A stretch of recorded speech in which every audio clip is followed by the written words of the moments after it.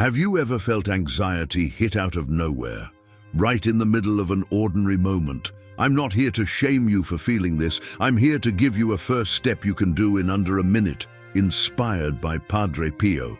This isn't medical advice, just a spiritual and practical first response for the moment anxiety hits. It begins often without a name, a subtle shifting of the atmosphere within your own chest. You might be standing in line at the grocery store, surrounded by the mundane noise of carts and scanners, or perhaps you are lying in bed, the house finally quiet, the day's work done, and yet sleep refuses to come. It is not always a sharp pain. Sometimes it is a vibration, a tremor that seems to hum just beneath the skin. Your hands feel tense, though they hold nothing. Your breath shortens, not because you have run a race, but because the air suddenly feels too thin, too scarce. You find yourself checking the clock, counting the minutes, measuring the beat of your own heart as if it were a ticking device rather than the engine of life. This is the visitation of anxiety. It is the uninvited guest that sits heavy on the sternum and clouds the mind with a fog of urgency. It whispers that something is wrong, that something has been forgotten, that a catastrophe is waiting just around the corner, invisible to the eye but felt by the soul. In these moments, the mind begins to race, accelerating like a wheel spinning in mud, digging deeper with every revolution, but going nowhere. You try to grasp a single clear thought, but they slip away like water through clenched fingers. There is a profound sense of losing control, a feeling that the carefully constructed walls of your daily routine are paper-thin and about to tear. It is a physical experience, yes, but for the believer, it immediately bleeds into the spiritual. You wonder where God is in this static. You wonder if this unrest is a sign of a failing faith, or perhaps a punishment for some forgotten transgression. The body is sounding an alarm, but the soul is the one that trembles. We must pause here and acknowledge this reality without judgment. To feel this weight is not a sin. To experience the racing heart and the sweaty palm is not a betrayal of Christ. It is part of the broken human condition, a condition that the great saints knew intimately, not always in the form of clinical diagnosis, but in the deep, crushing weight of the world's sorrow and the soul's exile. Think of the humble friar of Pietrelcina, Padre Pio. We often imagine him only in his moments of miraculous power or serene prayer, but we forget the nights of Gethsemane he endured for 50 years. He knew what it was to feel the body rebel under the weight of suffering. He knew the sensation of a heart physically breaking, of a chest compressed by a burden that was not his own. When we look at his life, we do not see a man who floated above human experience. We see a man who felt everything with magnified intensity. He understood that the human frame is fragile. When you feel this anxiety rising, that sudden heat in the face, that knot in the stomach, you are not separated from the communion of saints. You are, in a strange and painful way, standing right beside them. The first step in navigating this storm is not to fight the waves with your bare hands, but to acknowledge that you are in the water. It is to stop the frantic search for a logical reason. Why do I feel this? What did I eat? What did I say? And simply admit the sensation. I am unsettled. I am in pain. I am here. This admission is the beginning of truth, and truth is the only ground upon which God builds. The anxiety you feel is a visitor. It is not the master of the house. It arrives with a great deal of noise, demanding your attention, demanding that you solve a puzzle that has no solution in the immediate moment.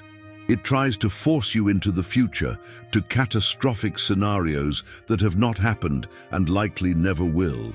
It pulls you out of the now, the only place where grace exists. God does not give grace for the imagination. He gives grace for reality. When anxiety drags you into the hypothetical future, you are walking into a land where God has not yet dispensed his provision, and so you feel naked and unarmed. This is why it feels so terrifying. You are trying to live next Tuesday's problems with this Tuesday's strength.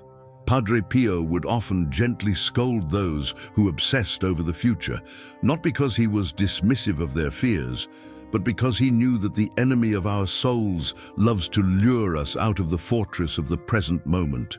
So, as we begin this journey together today, I want you to identify that feeling in your body right now. Do not push it away. Do not label it as bad energy or a spiritual attack just yet.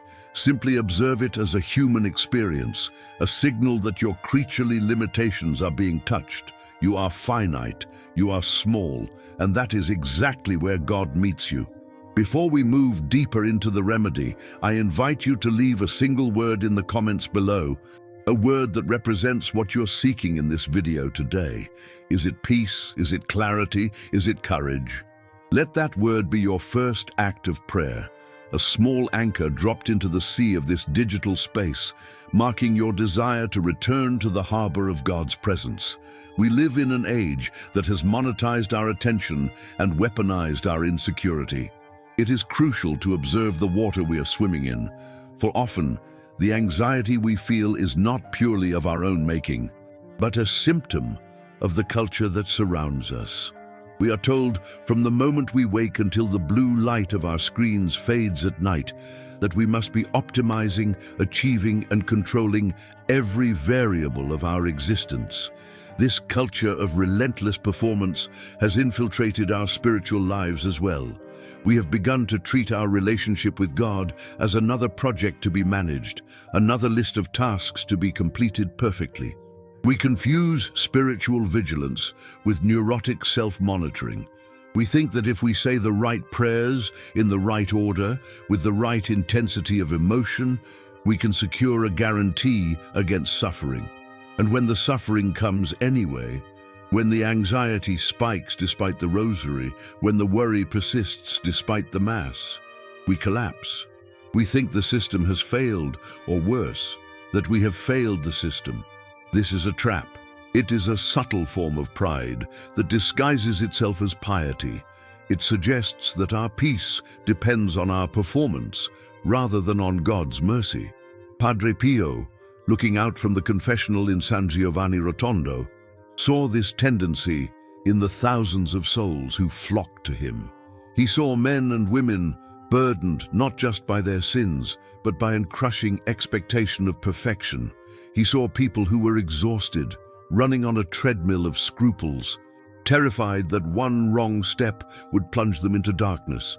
He would often say to such souls, "Anxiety is one of the greatest traitors of true virtue."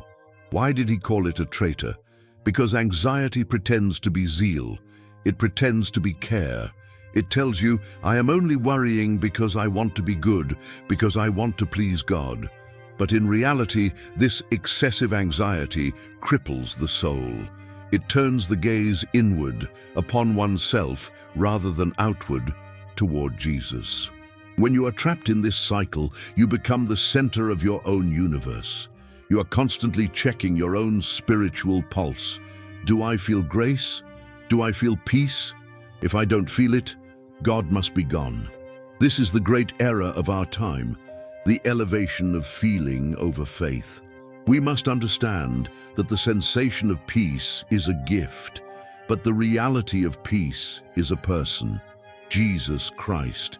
He is present even when the ship is being tossed by the waves. He is present even when he seems asleep on the cushion. The modern world screams that you must be in control, that you must have a plan, a backup plan, and an insurance policy for your soul. But the wisdom of the saints, the wisdom lived by Padre Pio, teaches us the exact opposite. It teaches us that the only true security lies in the surrender of control.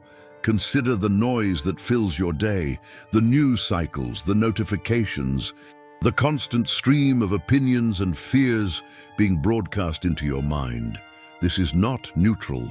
It is a deliberate fragmentation of your attention. It breaks your ability to rest. Padre Pio was a man of the people, yes, but he was primarily a man of silence. He knew that God's voice is rarely found in the earthquake or the fire, but in the still, small voice. When we allow the noise of the world to drown out that interior silence, we become vulnerable to every wind of fear. We begin to vibrate at the frequency of the world, rather than resting in the stability of the eternal. This is why, when anxiety hits, it often feels like a dissonance, a jarring noise that clashes with the desire of your soul. We must distinguish here between the healthy responsibility we have for our lives and the toxic burden of trying to be God. You are responsible for your effort. You are not responsible for the outcome. The world tells you that you are the master of your fate. The gospel tells you that you are a child of a loving Father. These are two very different ways to live. The master of his fate is always anxious, for he knows deep down that he is not strong enough to hold back the tide. The child of the Father can sleep in the storm, not because the storm isn't real, but because the Father is bigger than the waves. Padre Pio's spirituality was deeply rooted in this divine filiation. He was a spiritual father to many because he was, first and foremost, a trusting child of God. He understood that we are composed of body and soul, and that the body's exhaustion can weigh down the soul. He did not despise the human limitation, he brought it to the altar. As we move through this, I want you to reflect on the source of your current unrest. Is it truly a spiritual crisis? Or is it the accumulation of a world that demands too much? Are you carrying a burden that God never asked you to lift? The Catechism reminds us that the human person is a unity of body and soul.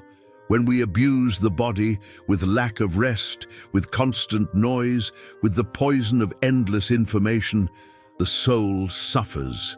The anxiety you feel might be a plea from your own nature, begging for a return to simplicity. It is not a sin to be tired. It is not a sin to be overwhelmed by the complexity of modern life. It is, however, a call to change our posture. We must stop trying to outrun the anxiety and instead learn to hand it over. Now we must confront the internal dialogue that fuels this fire. There is a voice that speaks within the anxiety, a voice that is not your own, though it mimics your tone perfectly. It is the voice of the accuser, the one who seeks to disturb your peace under the guise of fixing you. This voice demands absolute certainty. It whispers, "If you don't solve this problem right now, everything will fall apart." It brings up past sins that have already been confessed and absolved, suggesting that perhaps they weren't forgiven, perhaps you didn't explain them well enough, perhaps God is still angry. This is the tactic of the enemy. We must be very clear here. Padre Pio, like all great spiritual masters, understood that the devil is real, personal, and active. However, we must never fall into the trap of giving the devil more credit than he deserves. He is not a god. He is a creature, limited, chained, and ultimately defeated. But his primary weapon is disturbance. He knows that he cannot steal your soul if you remain anchored in trust, so he tries to steal your peace. He knows that a soul in turmoil is a soul that cannot pray well, cannot love well, and cannot see clearly. He uses anxiety as a smokescreen. When you are anxious, you become reactive. You snap at your family. You neglect your duties. You seek comfort in vices or distractions. The enemy does not need to possess you to render you ineffective. He only needs to keep you anxious. He feeds you questions that have no answers. What if I get sick? What if I lose my job? What if God abandons me? These questions are not invitations to reflection. They are traps. They are designed to keep you spinning in a loop of fear. Padre Pio faced this head-on. He called the devil the gallows bird, a nickname that showed his disdain, but also his lack of ultimate fear. He knew that the enemy's power is limited to what we allow him to influence through our lack of trust.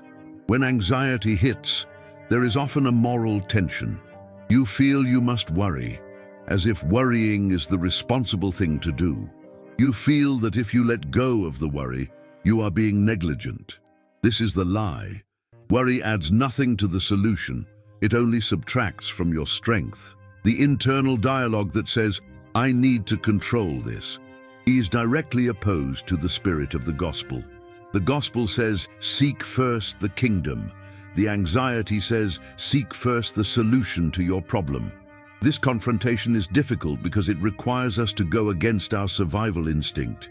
Our instinct says, "Fight or flight." Grace says, "Stand and trust." There's a profound difference between legitimate concern, which leads to prudent action, and the gnawing anxiety that leads to paralysis. Legitimate concern looks at a problem and asks, "What is the next right step?" Anxiety looks at a problem and asks, "What if everything goes wrong forever?" One is focused on the present duty, the other is focused on a catastrophic future. Padre Pio was a man of immense duty. He built a hospital, he managed correspondence, he heard confessions for hours. He was not passive, but he was not anxious. He acted from a place of interior stillness. Ask yourself, what is the nature of the voice driving your anxiety right now? Is it a voice of love? Is it a voice of gentle correction? Or is it a voice of frantic accusation? God does not scream. The Holy Spirit does not induce panic. If you feel panic, you can be sure that this specific emotion is not coming from the Holy Spirit. It may be from your own psychology, or it may be an aggravation from the enemy, but it is not the voice of the shepherd. The shepherd leads to green pastures. He does not drive the sheep off a cliff of fear. The struggle you are facing is likely one of these three: the need for control, the fear of the future, or the doubt of God's goodness. Which one is it for you? Which one is the root of the tree that is shaking in the wind today? Identifying the root is the beginning of the battle. You cannot fight a vague, bad feeling. You must name the lie so that you can bring the truth of Christ to bear upon it. Padre Pio would often ask penitents to be specific, not to shame them, but to help them see the limited nature of their problem. When we name the fear, we shrink it down to its proper size. It is no longer a monster in the closet. It is a specific temptation to distrust God in a specific area of life. I invite you to pause and consider this question. Which struggle has confronted you the most in this season? Is it the desperate need to control outcomes? Is it the paralyzing fear of what is to come? Or is it the impatience with God's timing? We arrive now at the pivot point, the moment of reframing. If anxiety is not a sin, but a signal, and if the enemy uses it to disturb us, what is the logical response of a Christian? It is to flip the script. Instead of viewing anxiety as a sign of God's absence, we must view it as a violent reminder of our need for Him. In the traditions of spirituality that surround Padre Pio, there is a golden thread that runs through every story. Confidence precedes the miracle. We often think, "I will trust God once He fixes this mess." But the logic of the kingdom is, trust God, and the mess will no longer have power over you. This is not a magic trick, it is a realignment of reality. You have likely heard the phrase often attributed to Padre Pio, "Pray, hope, and don't worry," a summary drawn from his letters and spiritual guidance. It has been printed on magnets, t-shirts, and coffee mugs until it has almost lost its meaning. It sounds like a trite slogan, a spiritual "don't worry, be happy." But to understand it deeply, we must look at the order of the words. First, pray. This is the re-establishment of the connection. It is the acknowledgement that you are not the source of your own life. Second, hope. Hope is not wishful thinking. It is the theological virtue that anchors us in the promise of eternal life. It is the certainty that God is who He says He is. And only then, as a result of the first two, comes the command, don't worry. You cannot simply stop worrying by sheer willpower. That is like trying to stop a bleeding wound by commanding it to close. You stop worrying by displacing the worry with something heavier, something more substantial. Prayer and hope. This reframing changes everything. When the wave of anxiety hits, your first logical move is not to analyze the wave, but to look at the captain. It is a movement of the will. You might still feel the trembling, your stomach might still be in knots, but your will, the deepest part of you, makes a decision. I feel terror, but I choose trust. This is what heroic virtue looks like. It is easy to trust when the sun is shining and the bank account is full. It is heroic to trust when the night is dark and the walls are closing in. Padre Pio lived in this heroism. He was often attacked, slandered, and physically ill. He had every earthly reason to be an anxious wreck, but he anchored his logic in the cross. The cross tells us that suffering is not the end of the story. It tells us that God can bring the greatest good out of the greatest evil. Therefore, whatever scenario your anxiety is constructing, whatever worst case you are imagining, even if it were to happen, God would still be Lord, and He would still be able to draw your salvation from it. This logic destroys the power of anxiety. Anxiety thrives on the idea that if this happens, I am finished. The logic of grace says, even if I walk through the valley of the shadow of death, I will fear no evil, for you are with me. The "you are with me" is the antidote. We must also correct a misunderstanding about surrender. Surrender is not giving up. It is not saying, I don't care what happens. Surrender is the active engagement of the will to align with God's will. It is saying, Lord, I care deeply about this situation. It hurts me. It scares me. But I know that you love me more than I love myself. So I hand the governance of this situation over to you. It is an administrative transfer of authority. You are resigning from the position of general manager of the universe, a position you were never qualified for, and taking back your true job, humble servant.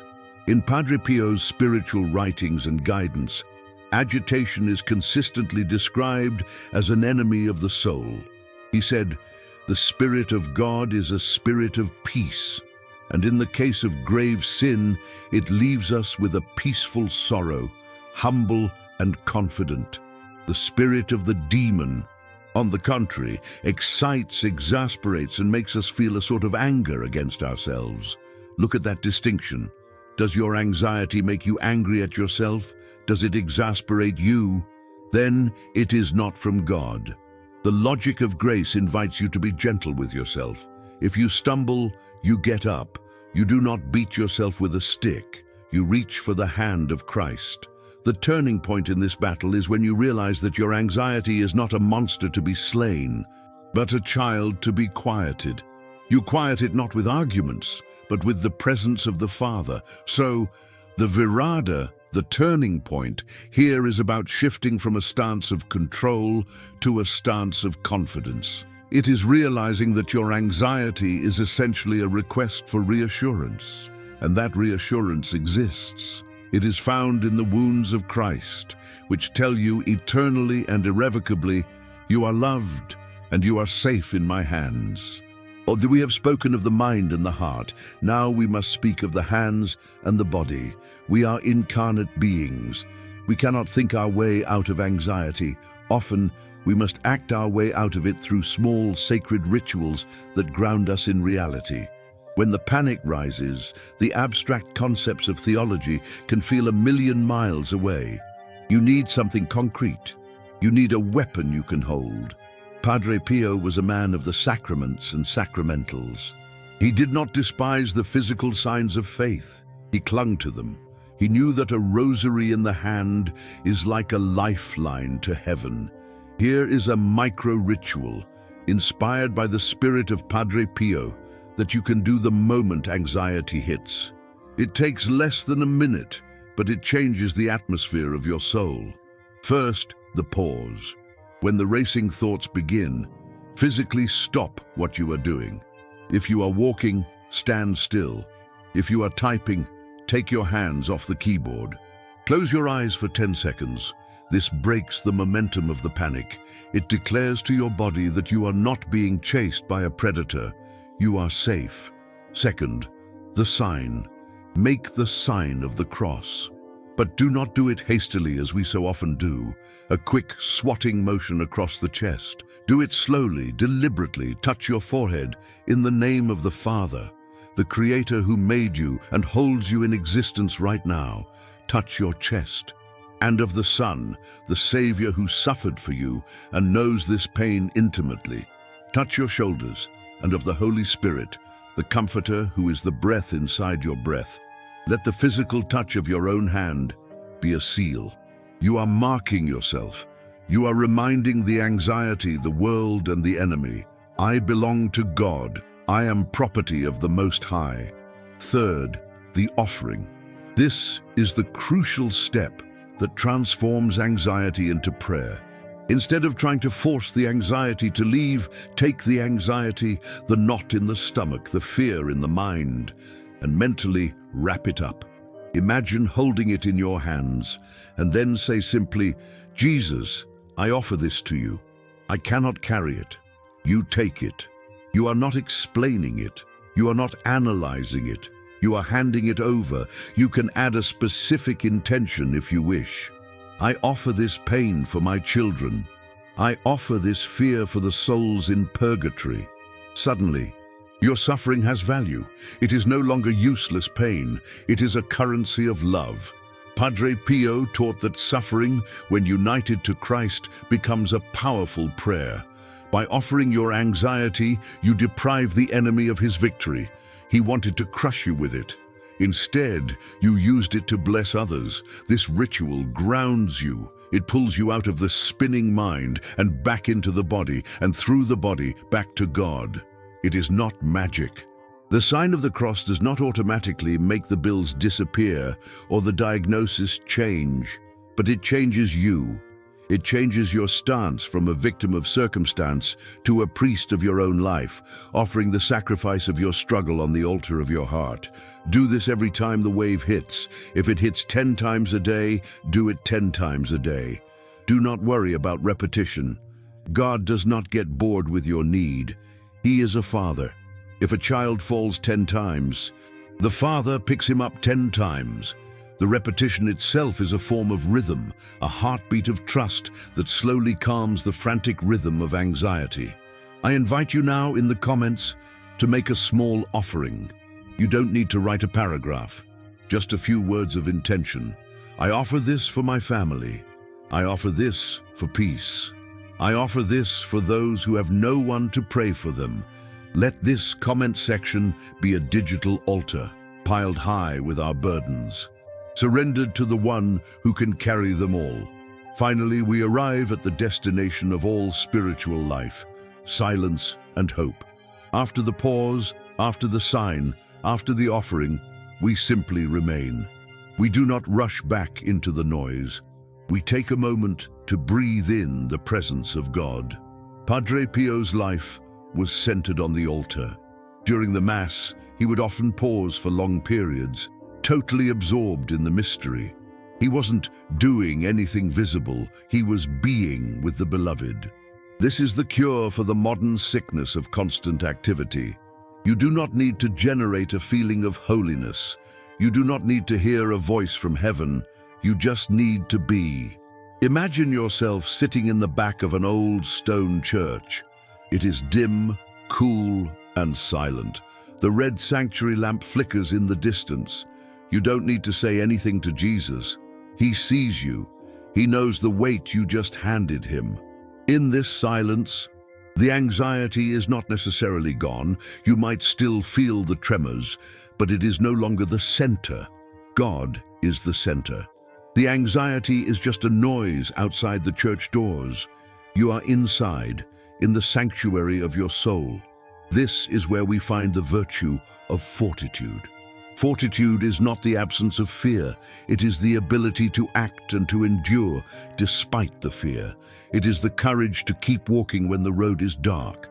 Anxiety tells you that you are weak. God tells you that His power is made perfect in weakness. You do not need to be a giant of faith.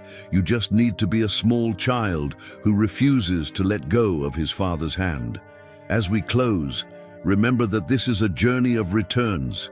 You will get anxious again. That is not a failure, it is life. The spiritual life is not a straight line of constant improvement. It is a series of thousands of small returns. Every time you catch yourself worrying and choose to trust instead, you are winning. Every time you feel the panic and make the sign of the cross, you are defeating the darkness. Mercy is the horizon that surrounds us. It is limitless.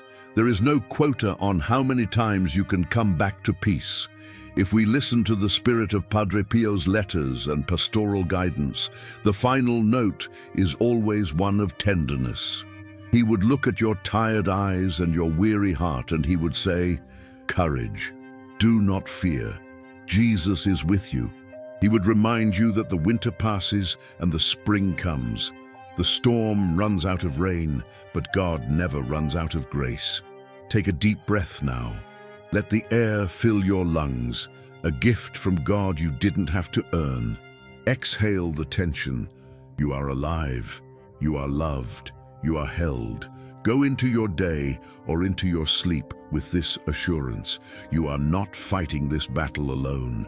The entire court of heaven is cheering you on, and the God of peace, who surpasses all understanding, is guarding your heart and your mind. If you are ready to step forward in this trust, I invite you to leave one final declaration in the comments. Today I, followed by a verb of your choice. Today I trust. Today I rest. Today I return. Let this be your seal. You don't need to win this moment. You only need to return to God in it. That return, again and again, is where peace is born. May the peace of Christ be with you always.